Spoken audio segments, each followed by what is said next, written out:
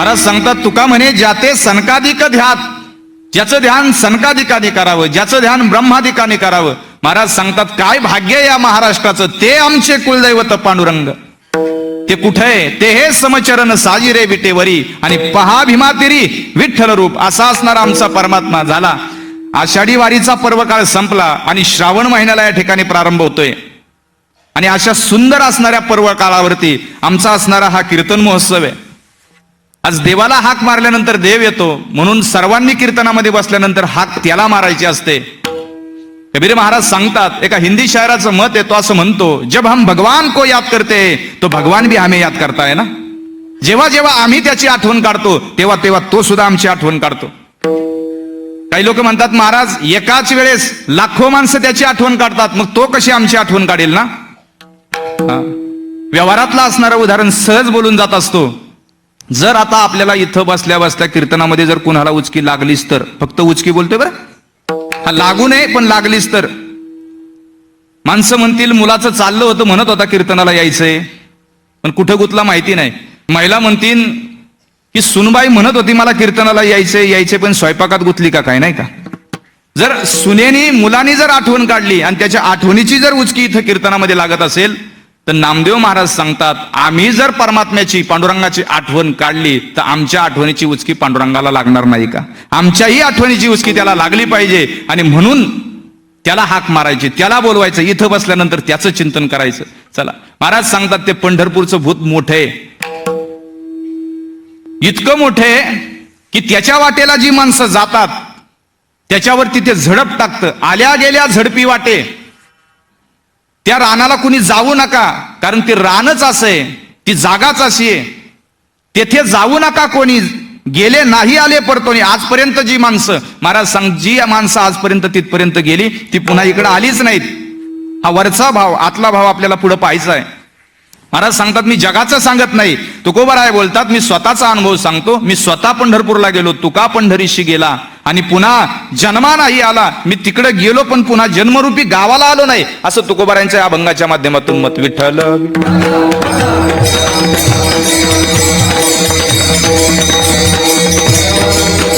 वारकरी संप्रदाय सामान्य नाही, जागतिक पातळीवरती वारकरी संप्रदायाची उंची आहे. या वर्षीचा वारीचा सोहळा सांगतो आणि वारीच्या सोहळ्यामध्ये घडलेली घटना, अनेक अनेक लाखो भाविक वारकरी, लाखो समाज वारकरी समाज या ठिकाणी वारीमध्ये चालायला असतो. देशातून विदेशातून माणसं वारीमध्ये चालायला येतात. लहान थोर सगळी मंडळी महाराष्ट्रातली, ज्याचं ज्याचं पांडुरंग आमचा प्राण आहे ना, विश्वाच्या मालकाला पंढरीच्या पांडुरंगाला भेटण्यासाठी लाखोचा समाज आषाढीच्या वारीला निघतो. पुण्यातलीच माणसं चालतात असं नाही, संपूर्ण महाराष्ट्रातली चालतात. देशभरातून काही मंडळी येतात. जागतिक पातळीवर अभ्यासक आमच्या महाराष्ट्रामध्ये वारीच्या सोहळ्यामध्ये चालण्यासाठी येतात. वारीचा असणारा हा सोहळा फक्त महाराष्ट्रापुरता मर्यादित नाही, जागतिक पातळीवरती काय उंची आमच्या संप्रदायाची, मला ही सुरुवातीलाच भूमिका मांडायची. काय उंची आमच्या संप्रदायाची, वारकरी संप्रदाय जगात किती मोठा आहे. एक जर्मनीची असणारी महिला आपल्या माऊलींच्या पाठीमागे दिंडी क्रमांक 30 मध्ये चालते. 2011 पासून ती वारकरी संप्रदायाच्या किंवा पंढरपूरमध्ये या महाराष्ट्रामध्ये येते. आळंदीपासून पंढरपूर पर्यंत प्रवास करते. जर्मनीची 45-50 वर्षाचं तिचं वय असेल. या वर्षी वेळापूर मुक्कामी तिला सहज विचारलं, म्हणलं तुम्ही कुठून आलात. त्यांनी सांगितलं मी जर्मनीवरनं इथं आलेले. म्हणले कशा करता. म्हणले वारी करता आलेले. ठीक आहे म्हणले, वारी करता तुम्ही आला खरं, पण वारीच का आवडली, वारी करताच का आला. तिचं उत्तर खूप सुंदर होतं. तिने जगातले जेवढे मोठे पंथ आहेत, जेवढे काही धर्म आहेत, सगळ्याचा अभ्यास करत करत तो अभ्यास झाल्यानंतर महाराष्ट्रामध्ये वारकरी संप्रदायाचा अभ्यास करण्याकरता येऊन पोहोचली. आणि तिचं उत्तर होतं, जगातले अनेक धर्म अभ्यासले, जगातले अनेक पंथ अभ्यासले, जो आनंद तिथं मिळाला नाही तो आनंद मला वारकरी संप्रदायामध्ये पंढरपूरच्या वारीत मिळाला. हे तिचं उत्तर होतं. महाराज भजनी मालिका तिच्या हातामध्ये होती. ती वेळापूरला सहज सकाळी 6 वाजता झाडाखाली बसून ते अभंग वाचत होती. नये बोलो तरी मधुर उत्तरे तुकोबारायांचा अभंग वाचत असताना तिने सहज विचारलं, म्हणले महाराज या अभंगाचा अर्थ मला सांगा. इंग्रजी भाषिक असणारी ती महाराष्ट्रामध्ये आल्यानंतर भारताची राष्ट्रभाषा हिंदी शिकली. हिंदी भाषा शिकल्यानंतर संवाद साधता यावा म्हणून हिंदी भाषा शिकून वारकरी संप्रदायामध्ये वारीचा अभ्यास करण्याकरता सामील झाली. तिला मराठी बोलता येत नाही, पण मराठी अभंग गाता येतात. महाराज काय उंची आहे ना आमच्या अभंगाची. मराठी बोलता येत नाही, पण अभंग मराठी गाते. आपण जे बोलतो तिला समजतं. ती हिंदीमधून बोलते. अभंगाचा अर्थ तिला सांगितला आणि सांगितल्यानंतर म्हणलं काय आनंद सापडला वारकरी संप्रदायामध्ये. महाराज तिनं उत्तर दिलं अभंगामधून. तिनं सांगितलं मला जर वारकरी संप्रदायामध्ये काय आनंद सापडला असेल ना, माहिती नाही माझ्या जन्माजन्माचं काय पुण्य होतं, पण ते पुण्य होतं म्हणून मला पांडुरंगाची भेट झाली.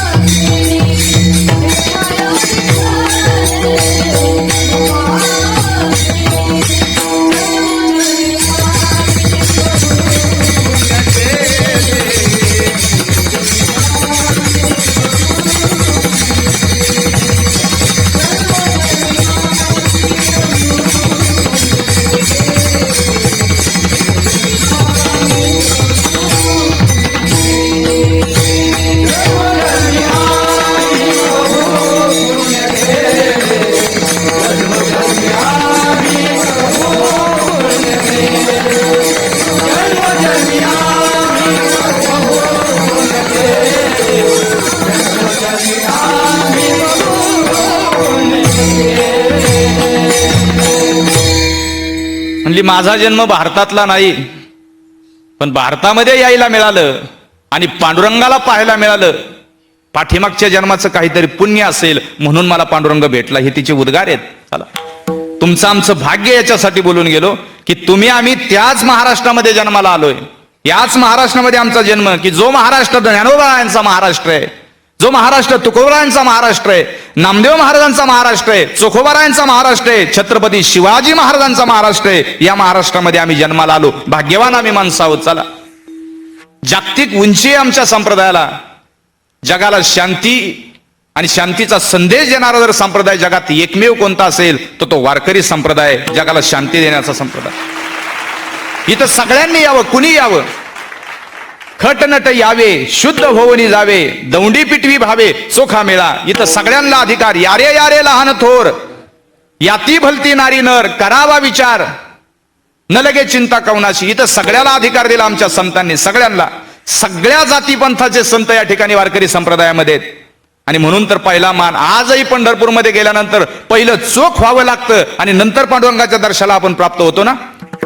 चोखोबारायांच्या समाधीचं पहिलं दर्शन आहे.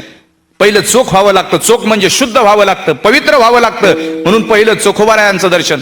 चोखामेळा बंका जातीचे महार, त्याशी सर्वेश्वर ऐक्य करी. कानोपात्रा खोदू पिंजारी तो दादू, भजनिया भेदू हरीचे पायी. मैराल जनक कोण कुळ त्याचे, महिमान तयाचे काय सांगू. यातायाती धर्म नाही विष्णुदासा, निर्णय हा ऐसा वेदशास्त्र. एक वाक्य बोलून जातो. सरकारला महाराष्ट्राचा आणि देशाचा जर वाद मिटवायचा असेल किंवा जातीपातीचा जर वाद मिटवायचा असेल तर तुकाराम महाराजांचा एकच अभंग सरकारने अभ्यासावा. पवित्र ते कुळ, पावन देश, देशातला वाद मिटल्याशिवाय राहणार नाही. ही ताकद आहे महाराज. ही आजही तुकाराम महाराजांच्या अभंगाची ताकद आहे. पुन्हा सरकारला समान नागरी कायद्यावरती यावं लागेल. आपल्याला नाही त्यांच्यात हस्तक्षेप करायचा. नाही तर तुम्ही म्हणाल महाराज कोणत्या पक्षाचा आहे काय माहिती. लोक अंदाज लावतात महाराज कुठल्या पक्षाचा आहे. अजिबात अंदाज लावू नका. मी कोणत्याच पक्षाचा नाही. आणि पुढचं बोलतो, कुठलाही कीर्तनकार असेल, प्रवचनकार असेल, आमची वारकरी मंडळी असतील, कुणालाही कुठल्याही पक्षाचा आधार घ्यायची गरज नाही. जगातल्या सगळ्या पक्षांना आधार घ्यायची गरज आहे. तो म्हणजे आमचा वारकरी संप्रदाय. जगातल्या सगळ्या पक्षांना आधार घ्यायची गरज आहे. हो. आणि म्हणून पहा महाराज सांगतात संप्रदाय सामान्य नाहीये. संप्रदाय जागतिक उंची गाठलेला संप्रदाय आहे. 2015ला एक गोष्ट सगळ्यांनी पाहिली. मी रोज सांगत आलो. मला अत्यंत आवडली, अत्यंत भावलेली गोष्ट आहे. सगळ्यांच्या नजरेने पाहिलेली आहे टीव्हीला. सगळ्यांनी न्यूजपेपरला सुद्धा वाचलेलं आहे. पुन्हा एकदा त्याची आठवण करून देतो आणि वारकरी संप्रदायाचा स्वाभिमान आपापल्या मनातला कसा जागा होईल पहा. 2015ला 26 जानेवारीला देश आणि विदेशातून पाहुणे आमच्या भारत देशामध्ये आले होते. देश आणि विदेशातून पाहुणे आमच्या भारत देशामध्ये आले. अमेरिका असेल, अनेक देशाचे राष्ट्राध्यक्ष भारतामध्ये होते. भारत देशातले नामांकित राजकीय व्यक्तित्व त्या ठिकाणी 26 जानेवारीच्या दिवशी सकाळी सकाळी भारत देशाचा झेंडावंदन झालं. 26 जानेवारी आणि 15 ऑगस्ट आमच्या भारत देशाचे हे राष्ट्रीय सण आहेत. पण नेमकी सरकारने 26 जानेवारी आणि 15 ऑगस्टला सुट्टी जाहीर केली. आमची पोरं चालली महाबळेश्वरला फिरायला. 26 जानेवारीच्या दिवशी भारत देशामध्ये खूप मोठा सोहळा झाला. अनेक देशाचे पाहुणे आमच्या भारत देशामध्ये आहेत.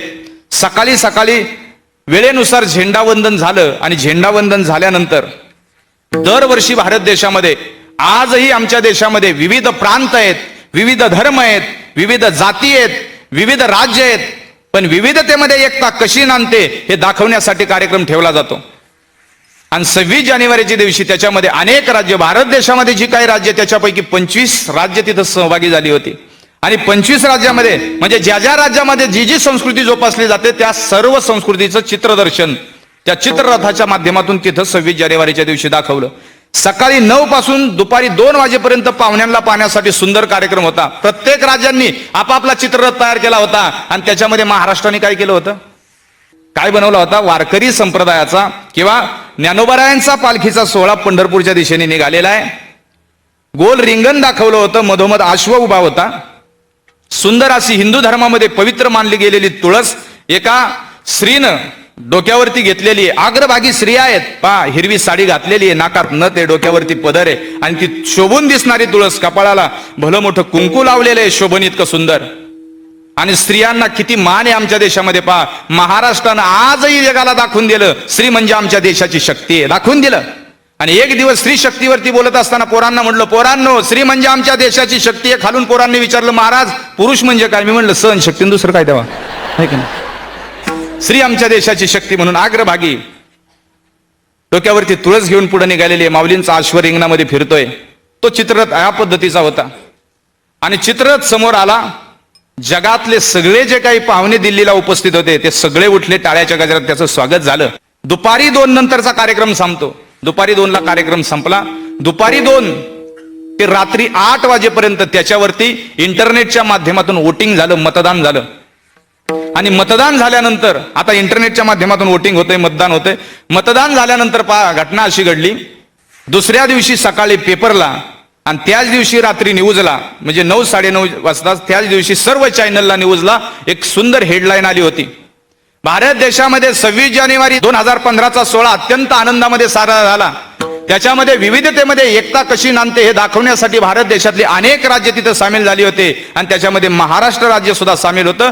पाहुण्यांनी ज्यावेळेस त्या चित्ररथाचं दर्शन पाहिलं त्याच्यावरती मतदान झालं. आणि त्या मतदानामध्ये महाराष्ट्र राज्यानं जो पंढरपूरच्या वारीचा चित्ररथ तयार केला होता त्याचा जगातून नंबर 1 आला. महाराज जगातून ही वारीची उंची आहे, ही वारीची उंची आहे. वारीचा सोहळा काही सामान्य नाही, जागतिक पातळीवरती संप्रदायाला उंची आहे. म्हणून एका मोठ्या देशाच्या राष्ट्राध्यक्षाला कोणी सांगितलं, अरे या भारत देशामधला ताजमहल एक आश्चर्य आहे. त्या राष्ट्राध्यक्षाचं मत म्हणले भारतातला ताजमहल आश्चर्य नाही, भारतच जगाच्या दृष्टीने आश्चर्य आहे. आणि त्या भारत देशामध्ये महाराष्ट्रात चालणारी पंढरपूरची वारी हे जगातलं एक आश्चर्य आहे. एका मोठ्या राष्ट्राध्यक्षाचं मत आहे. आणि म्हणून बोलून जातो किती आमची संस्कृती उंचीची आहे. पुढे घटना अशी घडली की आलेले पाहुणे 2 दिवसानंतर जायला निघाले. आणि 2 दिवसानंतर पाहुणे ज्यावेळेस जायला निघाले त्यावेळेस अमेरिकेचे राष्ट्राध्यक्ष भारतात होते. जात असताना आजही भारताच्या मातीबद्दल जगाला किती आकर्षण आहे. अमेरिकेचे राष्ट्राध्यक्ष विमानामध्ये बसण्यासाठी निघाले, पण विमानामध्ये बसण्याच्या अगोदर भारत देशाच्या या मातीचं दर्शन घेतलं. भारत देशाच्या मातीच्या समोर ते नतमस्तक झाले. आणि विमानाच्या दिशेने जात असताना आमच्या देशाच्या पंतप्रधानांना अमेरिकेच्या राष्ट्राध्यक्षांना भेटवस्तू दिली. भेटवस्तू सगळ्यांना माहिती आहे, जर कोणी पेपरला पाहिला असेल अथवा वाचला असेल की तसंच चित्र जर कोणाला आठवत असेल तर भारत देशामधला गीता नावाचा ग्रंथ देशाच्या पंतप्रधानांनी अमेरिकेच्या राष्ट्राध्यक्षांच्या हातामध्ये दिला. त्याचं पुढचं वाक्य महत्वाचं आहे. देशाच्या पंतप्रधानांनी सांगितलं, मी माझ्या देशाच्या वतीनं तुम्हाला भेटवस्तू देतोय, आणि जी भेट वस्तू देतोय ही माझ्या देशामधली सर्वात मोठी वस्तू आहे, याच्यापेक्षा माझ्या देशात काहीच मोठं नाही, माझ्या देशातली सर्वात मोठी वस्तू तुम्हाला देतो. गीता नावाचा ग्रंथ आपल्या देशाच्या पंतप्रधानांनी त्यांच्या हातामध्ये दिला. आजही गीतेची उंची. म्हणून आपल्याला शाळेमध्ये शिकवलं जायचं. शाळेमधली गाणी सुंदर असायची. आपले सर आपल्याला सांगायचे, आपले गुरुजी आपल्याला सांगायचे. खूप गाणी शिकलो आपण. आजही आपल्याला आपले शिक्षक आठवतात, आजही आपल्याला गुरु आठवतात, आजही आपल्याला गुरुजी आठवतात. आणि गुरुजी आठवल्यानंतर त्या गाण्याची आठवण येते. याच अनुषंगाने ते गाणं होतं, सगळ्या जग प्रसिद्ध झालं, भारत देशामध्ये प्रसिद्ध आहे. हे राष्ट्र देवतांचे, हे राष्ट्र प्रेषितांचे, हा चंद्र सूर्य नांदो स्वातंत्र्य भारताचे. येथे नसो निराशा थोड्या पराभवानी, पार्थास बोध केला येथेच माधवाने. शिर उंच उंच व्हावे हिमवंत पर्वताचे, हा चंद्र सूर्य नांदो स्वातंत्र्य भारताचे. चंद्र सूर्य नांदो स्वातंत्र्य भारताचे. कर्तव्य दक्ष भूमी सीता रघुत्तमाची, रामायणे घडावी येथे पराक्रमाची. हा देश स्तन्य प्याला गीताख्य अमृताचे, हा चंद्र सूर्य नांदो स्वातंत्र्य भारताचे. हा चंद्र सूर्य नांदो स्वातंत्र्य भारताचे. भारत माता की, भारत माता की म्हटलं की जय म्हणून जय घोष लगेच आमच्या मुखामधनं निघतो. हा आमच्या देशाचा स्वाभिमान आहे. आपले गुरुजी आपले शिक्षक आपल्याला शिकवायचे. त्या गाण्यामध्ये अर्थ लपला होता. काय होतं त्या गाण्यामध्ये? पार्थास बोध केला येथेच माधवाने. हा देश भगवान श्रीकृष्ण परमात्म्याचा आहे. हा देश पार्थ अर्जुनाचा आहे. याच देशामध्ये महाभारताचं युद्ध झालं. त्या महाभारताच्या युद्धामध्ये 18 दिवसाचं युद्ध झालं. भगवान परमात्म्याने अर्जुनाला गीता नावाचं तत्व सांगितलं. ज्ञानोबरायांनी सुद्धा सांगितलं गीता किती उंचीची. बाप बाप ग्रंथ गीता, जो वेदी प्रतिपाद्य देवता, तो श्रीकृष्ण वक्ता जिये ग्रंथी. आमचे नाथ महाराज म्हणतात ना, तो मुखे आपण सांगे तो श्री विष्णू श्री गीता, हा प्रश्न अर्जुनेची. ज्ञानोबरायांचं तेच मत. बाप बाप ग्रंथ गीता, जो वेदी प्रतिपाद्य देवता, वेदांनी ज्याचं पूजन केलं तो श्रीकृष्ण वक्ता जिये ग्रंथी. ते गाणंही तेच सांगतंय, पार्थाच बोध केला येथेच माधवाने. मला याच्यातून एक संदेश द्यायचा आहे. आजची लहान लहान शाळेमध्ये शिकणारे आमची लेकर, आजचा असणारा तरुण आमचा उद्याचा भारत आहे. आणि त्या मुलांवरती हे संस्कार देत असताना आणि संस्कार घडवत असताना कधीतरी आईनं आमच्या बाळाला सांगावं, आपल्या बाळाला सांगावं, आईनं आपल्या लेकराला सांगावं, बाळा हा देश भगवान श्रीकृष्ण परमात्म्याचा आहे. बाळा हा देश प्रभू रामाचा आहे. बाळा हा देश आमच्या ज्ञानोबरायांचा आहे. बाळा हा देश ह्या तुकाराम महाराजांचा आहे. बाळा हा देश स्वामी विवेकानंदांचा आहे. हे सांगावं. का सांगावं? कारण 2-2, 4-4, 6-6 वर्षाची मुलं प्रत्येकाच्या घरात आहेत. आणि खरं सांगा आई वडिलांनी, 2, 4, 6 वर्षाची घरामध्ये असलेली मुलं, आपापली मुलं जर टीव्हीला बसली तर काय पाहतात? काहीच नाही पाहत. हा, काहीतरी पाहतात ना. काय पाहतात? कार्टून पाहतात. बरं झालं तुम्ही कबूल केलं. बरं, मुलं पाहतात कार्टून, दोष नक्की कुणाचा आहे? आईचा आहे, वडिलाचा आहे, का अन्य कुणाचा? टीव्ही वाल्यांचा? कुणाचा दोष आहे? 2-2, 4-4, 6-6 वर्षाची मुलं घरात आहेत. 2 वर्षाचं पोरग सुद्धा मोबाईल अख्खा ऑपरेट करतं. त्याला जे पाहिजे त्या फंक्शन मध्ये जातं, पाहिजे ते प्ले करतं, पाहिजे तिथे गेम पाहतं, त्याला पाहिजे ते पाहतं. जुनी माणसं म्हणतात, बाळा अरे 10 वर्षाचा झालो, 15 वर्षाचं झालं, इजार कशी घालायची कळत नव्हतं. तुला इतकं ज्ञान आलं कुठून? त्याला शास्त्रीय कारण आहे. त्याला विज्ञानाने त्याचं उत्तर दिलंय. ऍस्ट्रॉलॉजी शास्त्र असं सांगतं, 1995 पासून 2025 पर्यंत जी मुलं जन्माला येतील त्या मुलांची बुद्धिमत्ता प्रचंड हुशार असणार आहे. त्याच्यासाठी आता आकाशामध्ये ग्रहमान अत्यंत अनुकूल आहे. म्हणून मुलं आज एवढी 2-2, 4-4, 6-6 वर्षाची इतकी हुशार आहेत. किती हुशार मुलं पहा. सहज एका ठिकाणी कीर्तनाला गेलो, कुठल्या गावाला गेलो सांगत नाही, नाही तर तुम्ही लगेच फोन करून विचारता ते आलथं का रे तिथं. आपली माणसं आता हुशार झालेली आहेत. हा, झालं असं. कीर्तनाला गेल्यानंतर सुंदर यजमानांनी बसण्याची सुंदर अशी व्यवस्था केली होती. घरामध्ये जाऊन सोप्यावरती बसलो. घरात 4 वर्षाचाच पिंट्या होता, खूप हुशार. आणि त्याच्या शेजारी जाऊन बसल्यानंतर घरामध्ये मोठा 50 इंची टीव्ही आहे, त्याच्या हातामध्ये रिमोट आहेत. आणि तुम्ही सांगितल्याप्रमाणे ते 4 वर्षाचं पोरग टीव्हीला कार्टूनच पाहत होतं. मी म्हणलं बाळा, 5 मिनिटं जाऊन दिली आणि मी म्हणलं बाळा जरा कार्टूनचा चॅनल आता बदल. म्हणजे आता सायंकाळ झालेली आहे, 6 ते 7 चांगलं मनमंदिरा लागतंय आता जी टॉकीजला, ते तरी लाव. म्हणला महाराज, म्हणला जोपर्यंत हे कार्टून संपत नाही तोपर्यंत म्हणला माझ्या मम्मीला आणि पप्पाला सुद्धा मी रिमोट देत नाही. अरे म्हणलं मी महाराज आहे ना. तो म्हणला महाराज असेल नाही तर पोत्राज असेल, मला काय घेणं नाही. म्हणलं ठीक आहे, हे काय ऐकणार नाही. म्हणलं 5 मिनिटं पुन्हा जाऊन दिली. म्हणलं बाळा आता तरी बदल ना म्हटलं चॅनल. म्हणला नाही, म्हणला सांगितलेलं नाही कळत का. म्हणला पण त्याला कुठं महाराज, त्याला माहिती आहे महाराज रोज एका गावाला आहे म्हणून. लोक सहज म्हणतात महाराज 12 गावचं. हा, लोक तसं म्हणतात म्हणून मी बाटली शेजारी ठेवतो. उगाच कोणी म्हणायला नको 12 गावचं पाणी प्यायला म्हणून. आपलं गाडीत बाटली घेऊन गेलेलं, बाटली पाण्याची बोलतोय. हा, बाटलीचाही अंदाज लावतील कुठला ब्रँड, इथूनही सुरुवात होते नाही का. अंदाज काय लावायला आपण खूप हुशार. म्हणलं बाळा ठीक आहे, 5 मिनिटं जाऊन दिलं. 5 मिनिटांनी त्याला म्हटलं, म्हणलं एक बाळा जाहिरात लागली होती आणि जाहिरात लागल्यानंतर म्हटलं बाळा आईचा आवाज येतोय घरामधनं आणि आई काहीतरी खायला देते बघ तुला. ते उठलं, रिमोट माझ्याकडे दिलं, धावत पळत आतमध्ये गेलं. म्हणला महाराज जाण्याच्या अगोदर सांगून गेला होता 5च मिनिटात. म्हणला महाराज जाऊन आलो. 5 मिनिटात तुमचं जे काय असेल ते पाहून घ्या. ते पळत गेलं. 5 मिनिटं झाली. ते जेव्हा आलं तेव्हा बरोबर जाहिरात संपली, कार्टून चालू झालं. आणि आल्या मला विचारते, म्हणते महाराज झालं का तुमचं पाहून. मी म्हणलं बाळा 5 मिनिटं झालं रिमोटचं बटन दाबतोय पण चॅनल काय बदली व्हायना. म्हणला महाराज इतका येडा आहे का. म्हणला जातानाच रिमोटचं शेल खिशात घालून घेऊन गेलो होतो. फसवला ना महाराज. विठ्ठल विठ्ठल.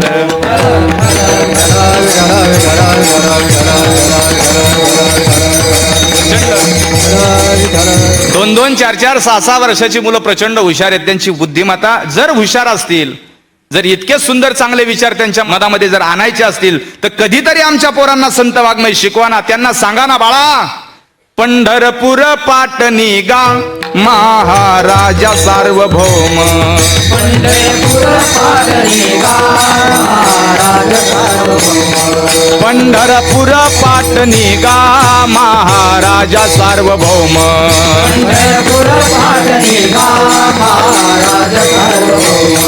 पांडुरंग दिना बंधू जयाचे ते नाव.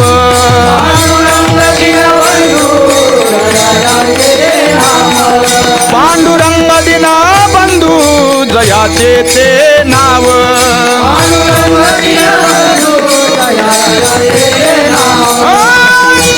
जीवीचे तो जाणो तो धर्म.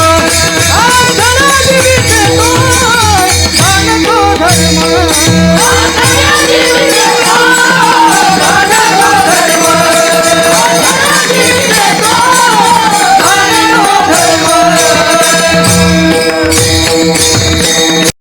मुलांची बुद्धिमत्ता प्रचंड हुशार आहे, पण आम्ही कुठंतरी सांगायला कमी पडतोय असं वाटत नाही का आपल्याला. खूप हुशार पोरं. मी याच्यासाठी बोलतोय, वारकरी संप्रदाय सामान्य नाही, जगाला संस्कार आणि जगाला शांतीचा संदेश देणारा जर वारकरी संप्रदाय असेल तर आम्ही सुद्धा कुठेतरी ते विचार जोपासले पाहिजेत. आज महाराज पांडुरंगाला भूत म्हणतात. तो म्हणजे ते पंढरपूरचं भूत लय मोठं आहे, खूप मोठं आहे. अनेक माणसं त्या रस्त्याने गेली.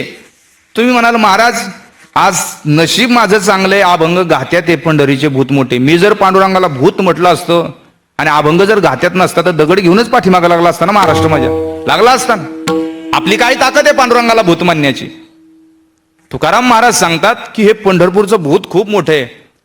जर पांडुरंगाला तुकाराम महाराज भूत म्हणत असतील तर त्या भूत म्हणण्याच्या पाठीमागं तुकोबारायांना काहीतरी लक्षणं जाणवली असतील ना पांडुरंगामध्ये. पांडुरंगाला जर तुकाराम महाराज भूत म्हणून संबोधत असतील तर भूतासारखं काहीतरी पांडुरंगामध्ये दिसलं असेल ना. हे तुकाराम महाराजांचं मत नाही, ज्ञानोबारायांपासून सगळ्या संतांचं मत आहे.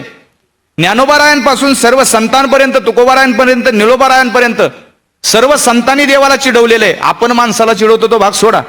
माणूस पुढे चाललं तर पाठीमागून निंदा करतो ना आपण त्याची. हा,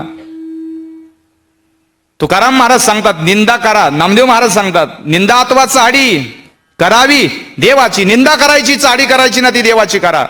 समाजामध्ये पुढे चाललेल्या माणसाला त्या ठिकाणी बोलूच नका. निंदा करून आपल्या अंगावरती पाप ओढून घेऊच नका. महाराज सांगतात पा, ज्ञानोबरायांनी एक ठिकाणी पांडुरंगाबद्दल बोललेत, म्हणले हे काय सामान्य नाहीये. नामदेव महाराज तेच म्हणतात, निस्ता भूत म्हणून नाही चिडवलं तर नामदेव महाराज सांगतात चोर भला, चोर भला आणि पाठीशी घातीला पुंडलिक आहे.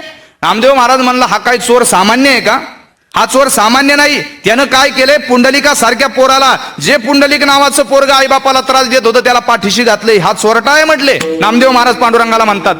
जनाबाई म्हणतात हे तर इतकं चोरट आहे, पण आम्ही धाडस केलं त्याला गळ्यामध्ये दोरी घालून पकडण्याचं. धरिला पंढरीचा चोर, धरिला पंढरीचा चोर, धरिला पंढरीचा चोर, धरिला पंढरीचा चोर, धरिला पंढरीचा चोर, गळा बांधून आदोर, धरिला पंढरीचा चोर, धरिला पंढरीचा चोर, धरिला पंढरीचा चोर, धरिला पंढरीचा चोर, हृदय बंदी खाना केला, हृदय बंदी खाना केला, हृदय बंदी खाना केला, हृदय बंदी खाना केला, हात विठ्ठल गोडीला, धरिला पंढरीचा चोर, गळा बांधून आदोर, धरिला पंढरीचा चोर, धरिला पंढरीचा चोर.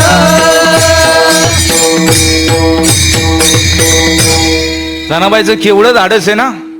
अरे सामान्य चोराला कुणीही पकडील, विश्वाच्या मालकाला पकडण्याची ताकद संतांमध्ये हो.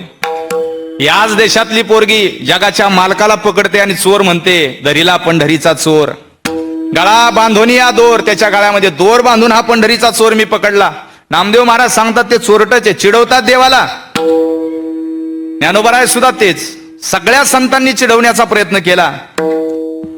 ठीक आहे म्हणले तुकोबाराय सांगतात, ठीक आहे त्यांनी चिडवलं ना, मी आज प्रयत्न करतो. म्हणले ते चोर म्हणले ना, मी भूत म्हणतो. म्हणलं हे पंढरीचं भूत. विचारलं असेल लोकांनी, महाराज तुम्ही पांडुरंगाला आमच्या भूत म्हणताय, मग भूत म्हणता तर भूतासारखं काय दिसलं तुम्हाला त्याच्यामध्ये? भूताची काही लक्षणं तुकोबारायांनी पांडुरंगामध्ये पाहिली. हा, पहिलं लक्षण, भूताचा रंग कसा असतो? कसा? हा, असं म्हणतात. जर कुणी पाहिलं असेल तर मलाही दाखवा बरं का. हा, बोलून घेऊ का त्यांना? असं म्हणतात सामान्य भूताचा रंग काळा असतो. पांडुरंग कसा आहे ना काळा?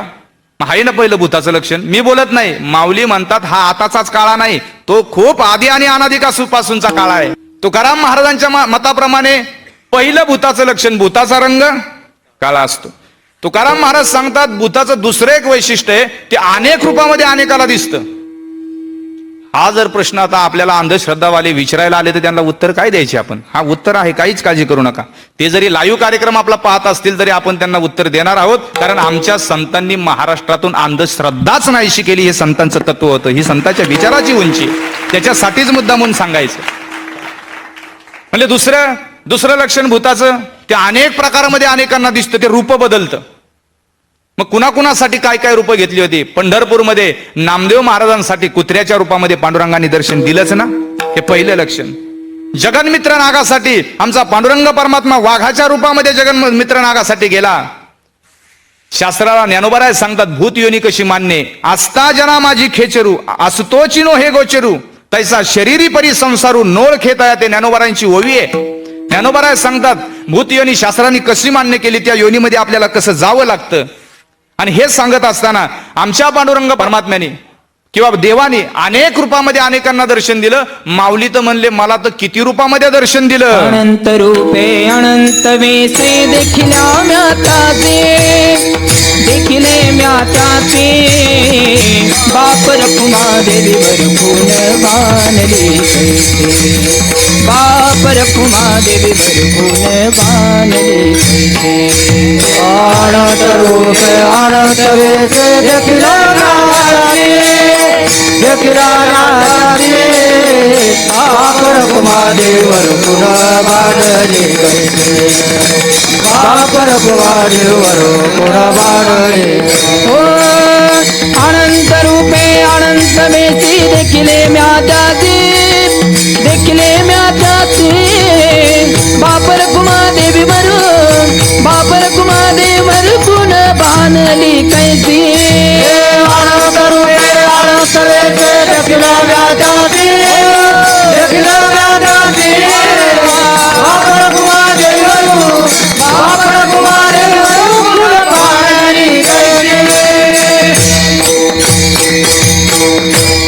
माऊली सांगतात की अनंत रूपे अनंत वेश्य देखिले मी त्यासी एका रूपामध्ये नाही तर अनेक रूपामध्ये म्हणजे भूताला जसं रूप बदलतं रंग बदलतं तसं माऊली सांगतात अनेक रूपामध्ये आणि अनेक वेशामध्ये मी त्याला पाहिलं. हे दुसरं लक्षण.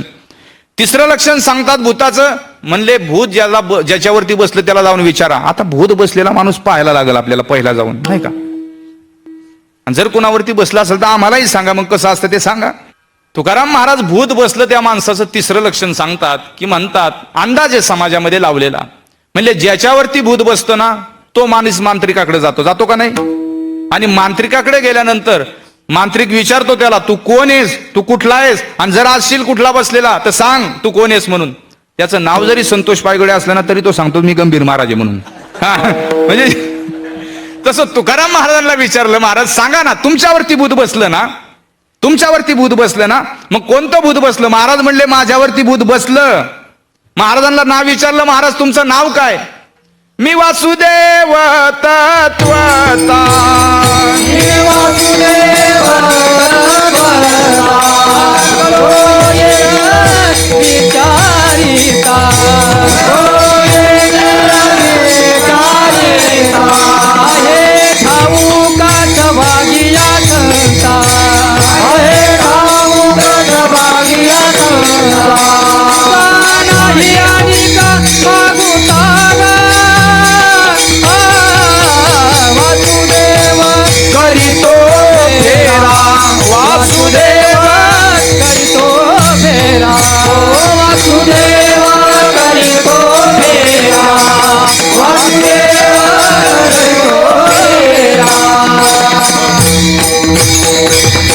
वासुदेव करीतो फेरा वाडियात बाहेर दारा कोणी काहीतरी दान पुण्य करा जाब नेता तरी जाता माघारा गा वासुदेव करीतो फेरा. तुकाराम महाराज सांगतात मी वासुदेव तत्वता भूत बसलं. महाराज सांगतात ही सगळी लक्षणं त्या मला पांडुरंगामध्ये दिसली. भूताची सगळी लक्षणं दिसली. म्हणले ठीक आहे तुम्हाला भूताची पांडुरंगामध्ये सगळी लक्षणं दिसली. महाराज म्हणले ते भूत आहे केवढं.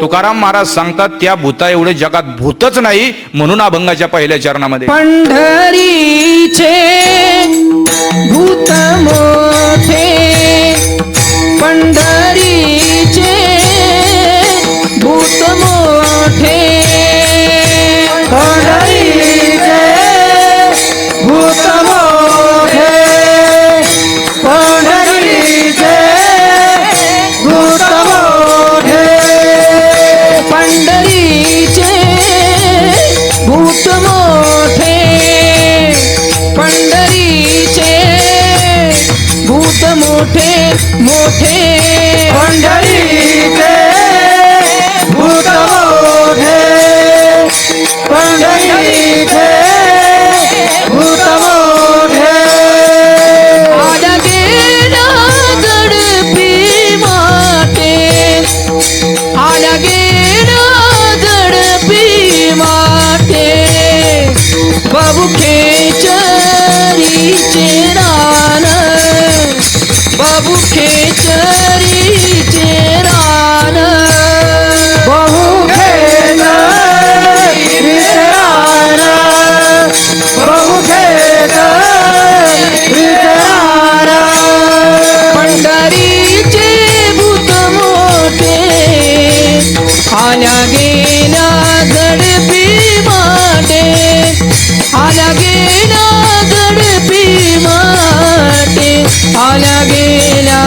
झडपी वाटे पंढरीचे भूत मोरे आल्या गेल्या झडपी वाटे आल्या गेल्या झडपी वाटे आल्या गेल्या झडपी वाटे.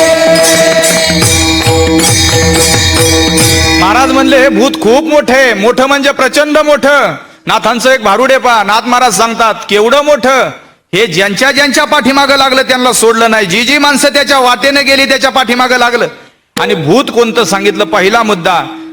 जर आक्षेप असेल तुकोबारायांच्या मतावरती अंधश्रद्धावाल्यांचा, त्यांच्यासाठी मुद्दा सांगतो की हे भूत इतकं मोठं आहे की जग ज्याच्यावरती चालतं किंवा हे वातावरण ज्याच्यामुळे होतं किंवा ही सृष्टी ज्याच्यामुळे चालते त्यांना आपण पंचमहाभूत म्हणतो. आणि पंचमहाभूत परस्पर विरोधी आहेत. अशी पंचमहाभूत परस्पर विरोधी असणारी ज्यांनी एके ठाई मेळ घातला, पंचमहाभूताचा गोंधळ केला, एके ठाई मेळ लाविला सबळ अहंकार त्या पाठी. पंचमहाभूत ज्या भूतानी एकत्र खेळवली ते भूत मोठं नाही का? मग ते जगातलं सगळ्यात मोठं भूत आहे. महाराज सांगतात किती मोठं.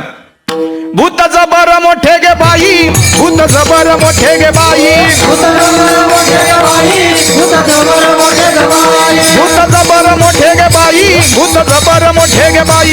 भूत जबर मोठे गे बाई, भूत जबर मोठे गे बाई. झाली झडपण करुगत काही, झाली झडपड करवत बाई, झाली झडपण करुगत काही. झाली झडपड करवत बाई. भूत जबर मोठे गे बाई, भूत जबर मोठे गे बाई. भूत जबर मोठे गे बाई, भूत जबर मोठे गे बाई. हो, भूत लागले नारदाला. ही भूत कुणाकुणाच्या पाठीमागं लागलं? भूत लागले नारदाला, 60 पोरे झाली त्याला. भूत जबर मोठे गे बाई, भूत जबर मोठे गे बाई. भूत जबर मोठे गे बाई, भूत जबर मोठे गे बाई, भूत मोठे गे बाई, भूत जबर मोठे गे बाई, भूत जबर मोठे गे बाई, भूत जबर मोठे गे बाई. काय काय लागतं या भूताला.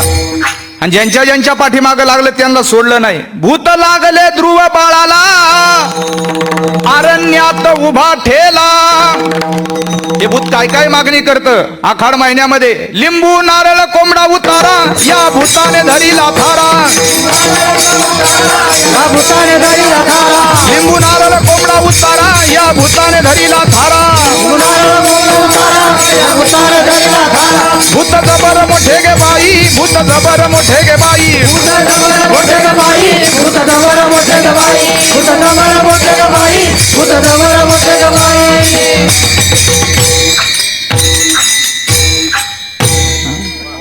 महाराज सांगतात हे भूत काय सामान्य नाही, खूप मोठं आहे. आणि जी माणसं त्याच्या वाटेने जातात ना, आल्या गेल्या ज्याच्या रस्त्यानं, त्या रस्त्यानं जी माणसं गेली त्याच्यावरती ती झडप टाकतं. इतकं मोठं आहे. आणि झडप टाकल्यानंतर ते आपलंसं करून, झडप म्हणजे काय? आपलंसं करून घेणं. जर सामान्य व्यवहारातल्या भूतांनी जर एखाद्यावरती झडप टाकली तर ते भूत त्याला आपलंसं करून घेतं. जर पंढरपूरच्या वाटेला आम्ही निघालो तर ते पांडुरंग नावाचं भूत सुद्धा आपल्याला आपलंसं करून घेतं. त्याचा अनुभव सांगतो. पहिल्या वर्षी माणसं ज्यावेळेस वारीला जातात, दुसऱ्या वर्षी त्यांना सांगावं लागत नाही वारीला चला म्हणून, ते वळकटी बांधून तयार असतं ना.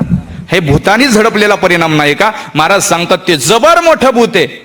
ते इतकं मोठे, त्याच्या वाटेला जर माणसं गेली त्यांच्यावरती झडप टाकतो. आणि म्हणून वर्षातून 2 वेळा आम्ही त्या भूताच्या दारामध्ये जातो आणि त्याचा गोंधळ घालतो. नाथ महाराज सांगतात आषाढी कार्तिकी तुझ्या गोंधळाची दाटी हो. आषाढी कार्तिकी तुझ्या गोंधळाची दाटी हो. आषाढी कार्तिकी तुझ्या गोंधळाची दाटी हो. आषाढी कार्तिकी तुझ्या गोंधळाची दाटी हो. कुंडलिक दिवटा शोभे वाळवंती हो. कुंडलिक दिवटा शोभे वाळवंती हो. कुंडलिक दिवटा शोभे वाळवंती हो. कुंडलिक दिवटा शोभे वाळवंती हो. एका जनार्दनी आंबा उभी कर ठेवून कधी हो. एका जनार्दनी आंबा उभे कर ठेवून कधी हो. एका जनार्दनी आंबा उभी कर ठेवून कधी हो.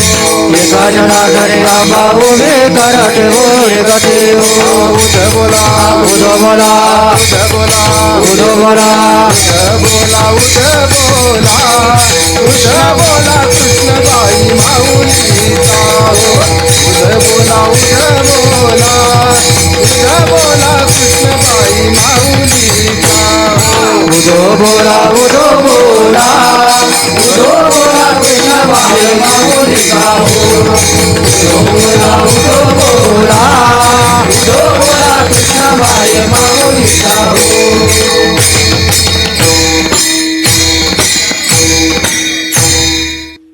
महाराज सांगतात ते पंढरपूरचं भूत मोठे, आम्ही जातो त्याच्याकडे वर्षातून दोनदा, आषाढी कार्तिकी तुझ्या गोंधळाची दाटी हो. तिथं कोण आहे? 33 कोटी देव चामुंडा उदे उदे बोलती हो. 33 कोटी देव चामुंडा त्याच्या नावानं 88,000 सहस्र ऋषी तिथं दिवटे उभे आहेत.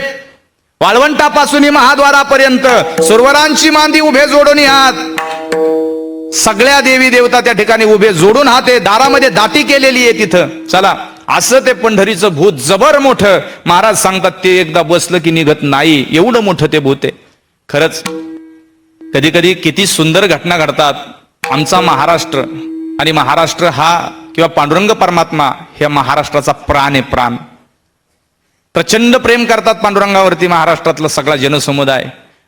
उत्तर भारतामध्ये देवाने जन्म घेतला, पण अखेरच्या शांती सुखा करता परमात्म्याने सुद्धा महाराष्ट्र निवडावा, ही महाराष्ट्राची उंची नाही का? 2016ला एक मराठवाड्यातून आजी वारीला दरवर्षीच येतात. माझी अत्यंत आवडीची घटना समोर पाहिलेली घटना आहे. 70 वर्षाची आजी आजही पंढरपूरच्या पांडुरंगाची वारी करते. वयाच्या 30 वर्षापासून वारीला सुरुवात केली. त्या आजींचं 70 वय आता. 2016ला ज्यावेळेस वारीला येणार घरनच निश्चय करून निघाल्या होत्या, आणि त्या वर्षी त्यांनी ठरवलं होतं की म्हणले या वर्षी जर पंढरपूरच्या वारीला जर गेलं ना म्हटले, तर पंढरपूरच्या वारीला गेलं तर आषाढी एकादशीला पांडुरंगाचं दर्शन व्हावं, आणि दर्शन झालं पाहिजे. नाही आषाढीला झालं, पण दर्शन केल्याशिवाय पुन्हा गावाला यायचं नाही, कारण पायी चालत जाणाऱ्या वारकऱ्याला त्या ठिकाणी दर्शन होईलच असं नाही. ज्ञानोबारायांच्या बरोबर चालणारी आजी, प्रस्थान जवळ आलं, प्रस्थानचा दिवसही आला. आपल्या गावावरनं आपल्या गावच्या दिंडीत आळंदीपर्यंत आली, आणि आळंदीपासून आजींनी चालायला सुरुवात केली. नवमीच्या दिवशी ज्ञानोबारायाचा पालखीचा सोहळा बरोबर आपण वाखरीमध्ये नवमीच्या दिवशी पोचतो. आणि आजींची काय या वर्षीची इच्छा होती, म्हणजे 2016ची, या वर्षी जर वारीला गेलं तर पांडुरंगाला डोळे भरून पाहायचं. झालं दर्शन आषाढीला तर ठीक, नाही झालं तर 2-3 दिवस का लागाना, पण त्याला पाहायचं तरच घरी यायचं, अन्यथा यायचं नाही, असा निश्चय करून आजी आपल्या दिंडीमध्ये माऊलींच्या पाठीमागं चालत चालत वाखरीपर्यंत पोहोचले. नवमीच्या दिवशी वाखरीपासून चालायला सुरुवात केली. आरती झाल्यानंतर एकटी जेवली नाही बिचारी, काय नाही. पांडुरंगावरती किती प्रेम करणारी माणसं आहेत, आणि महाराष्ट्र किती प्रेम करतो पांडुरंगावरती, हा मुद्दा मी सांगतोय. चालत चालत नवमीच्या दिवशी वाखरीपासून पांडुरंगाचं मंदिर जवळजवळ 8 ते 9 किलोमीटर अंतर भरतं. एकटी चालत गेली. 11:15-12 वाजले मंदिरापर्यंत पोहोचण्यासाठी. 2-4 किलोमीटर लाईन लांब आहे. रांगेत उभी राहिली आजी, आणि रांगेत उभी राहिल्यानंतर तो नवमीचा दिवस संपला, दशमीचा अख्खा दिवस संपला, आणि एकादशीचा दिवस चालू झाला. आणि एकादशीच्या दिवशी सायंकाळचे 6 वाजले होते पा. आणि सायंकाळचे 6 वाजले असताना आजींनी काय केलं, आजींचं भजन चालू होतं. आजींच्या पाठीमागं मी उभा होतो, आणि मी सहज विचारलं, आजी कोणत्या गावावरून आला? आजी म्हटल्या, बाळा मी मराठवाड्यातून अमुक अमुक गावावरून आले. आजींना म्हणलं, आजी सांगा ना, पांडुरंगाच्या दर्शनासाठी रांगेमध्ये किती वेळ उभा आहे? आजीने मोजले नव्हते, पण अंदाजे सांगितले, बाळा झाले असतील 35-40 तास. ठीक आहे म्हटलं. महाराज कानोपात्राच्या झाडाचं दर्शन घेतलं. पांडुरंगाच्या त्या गरुड खांबाच्या रावळामध्ये सगळ्यांनी म्हणजे लाईन पुढे सरकत होती दर्शनवारी. प्रवेश केला. म्हातारी आजीच्या डोळ्यातून सात्विक भाव प्रगट झाले, डोळ्यात पाणी आलं. आता थोड्याच वेळात तिला पांडुरंग दिसणार होता. तिला काय, आपल्याला आम्हाला सगळ्यांनाच दिसणार होता. पण आजीचं भजन चालू झालं. पहिला अभंग मालिकेतला चालू केला, सुंदर ते ध्यान उभे विटेवरी करकटेवरी ठेवून या. अभंग संपला. दुसरा अभंग चालू झाला, सदा माझे डोळे जडो तुझी मूर्ती, रखुमाईच्या पती सोयरिया, गोड तुझे रूप गोड तुझे नाम, देई मज प्रेम सर्व काळ, विठू माऊलिये हाची वर देई, संचारुनी राहे हृदयी माझ्या. संपला तो अभंग. तिसरा अभंग चालू झाला, आवडे हे रूप गोजिरे सगुण पाहता लोचन सुखावले. हा भंग संपला. चौथा भंग चालू झाला. जनी दृष्टी लागो तुझ्या सगुणपणा जेने माझ्या मना बोध केला. हे देवा, अनंत जन्मीचे विसरलो दुःख. आणि ती बरोबर आजी कुठं आल्या होत्या माहितीये? जिथं मुख दर्शन घेतात आणि जिथून पांडुरंगाचं मुख दिसायला सुरुवात होते, या भंगाला आजी बरोबर तिथं आली होती. आजी म्हणते, अनंत जन्मीचे विसरलो दुःख पाहता तुझे मुख पांडुरंगा. योगियाचे ध्यानी ध्याता ना तुळसी तो तू आम्हा पाशी मागे पुढे. नामा म्हणे जीवे करीन निंबलो न विटे सहित चरण ओवाळीन. पुढं सरकली. पुढं सरकल्यानंतर पुढचा अभंग. पाहता श्रीमुख सुखावले सुख डोळियाची भूक नवजे माझ्या जिव्हे गोड तीन अक्षराचा रस अमृत जयाच्या फिके पुढे. तो या भंग संपला. आणि शेवटच्या भंगाला सुरुवात झाली. कोणता? नको ब्रह्मज्ञान आत्मस्थिती भाव मी भक्त तू देव ऐसे करी. चारच माणसं पुढं होती. दावी रूप मज गोपिकार मना ठेवीन चरणावरी माथा. पाहिन श्रीमुख देईन आलिंगन जिव्हे निंबलोन उतरीन. पुसता सांगेन हितगुज मात बैसोनी एकांत सुख गोष्टी. तुका म्हणे यासी न लावी उशीर माझे अभ्यंतर जाणून या. आता फक्त एकच माणूस पुढे होता. हा भंग संपला. आता तोही माणूस दर्शन घेऊन बाजूला जाणार आणि आजी बरोबर पांडुरंगाच्या समोर येणार. त्या माणसाला डोकं टेकवायला आणि त्या ओढणाऱ्यांनी ओढायला एकच झालं. डोकंही बिचारायला टिकून दिलं नाही. 1 मिनिटाला जवळजवळ 45 माणसं दर्शन घेतात. आता पहा कसा आहे देव, काय त्याची लीला. खेळतो येण्याची खेळावा आणि नटतो येण्याची नटावा. ती माणसं हात लावणार आजीला ओढायला आणि तेवढ्यामध्ये मंदिरामध्ये खूप मोठा आवाज पाठीमागे झाला. ते दोनही ओढणारे शिपाई धावत पळत पाठीमागे गेले. आणि धावत पळत पाठीमागे गेल्यानंतर 2 मिनिटाचा वेळ आजीला त्या ठिकाणी मिळाला. 2 मिनिटं पांडुरंगाला डोळे भरून. आषाढी एकादशीच्या दिवशी 6:30-7 वाजताचा टायमिंग होता. 2 मिनिटं डोळे भरून पांडुरंगाला पाहिलं. 2 मिनिटं आजी पांडुरंगाच्या समोर उभी आहे. आपण तरी कशाला म्हणायचे सारखा पुढं, तिच्यामुळे तर आपल्याला पाहायला मिळालाय ना. मी म्हटलं नाही आजी पुढं सारखा. अशी उभी राहिली आणि उभं राहता राहता डोळ्याला पाण्याच्या अश्रूच्या धारा लागल्या होत्या. पाहून घेतलं डोळे भरून देवाला आणि देवाच्या पायावरती आजीने डोकं ठेवलं. अरे मला कळलं नाही तिचा भाव काय होता ते. डोळ्यातल्या पाण्यानं पांडुरंगाचे पाय धुतले आणि पाय धुतल्यानंतर आजी पायाच्या खाली ज्याच्यावरती देव उभा आहे त्या पायाखालच्या विटेला आजी म्हणत होती. आजीचं वाक्य ऐका, लिहून घेण्यासारखं. आजी देवाला काही सांगत नाही, पण ज्याच्यावरती देव उभा आहे त्या पायाखालच्या विटेला आजी म्हणती, काय पुण्य केलंस ग पंढरीच्या इट. आणि पंढरीच्या इठ्ठलाचं पाय तुला सापडलं कुठं? कुठं सापडलं तुला याचं पाय? सांग मला एकदा. उरलेल्या आयुष्यामध्ये ते पुण्य मी करील आणि राहिलेलं आयुष्य पुण्य करून याच्या शेजारी जागा मिळवील. काय पुण्य केलंस ग पंढरीच्या इट आणि पंढरीच्या इठ्ठलाचं पाय तुला सापडलं कुठं? कुठं सापडलं तुला याचं पाय? ही त्या देवाच्या पायाला पाहण्यासाठी काय आजीचं प्रेम पांडुरंगावरचं. आणि म्हणून तुकाराम महाराज सांगतात, अरे त्याचे पाय पाहण्याची ताकद ना. ऐका, तुका म्हणे त्याचे पाहिली पाय. तुका म्हणे त्याचे पाहिली पाय.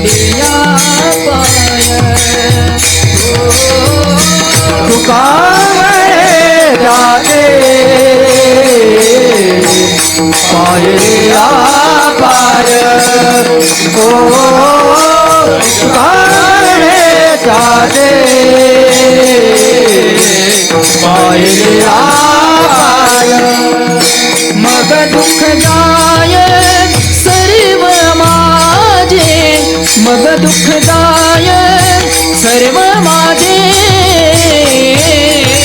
न लगे त्याविना सुखाचा सोहळा न लगे त्याविना सुखाचा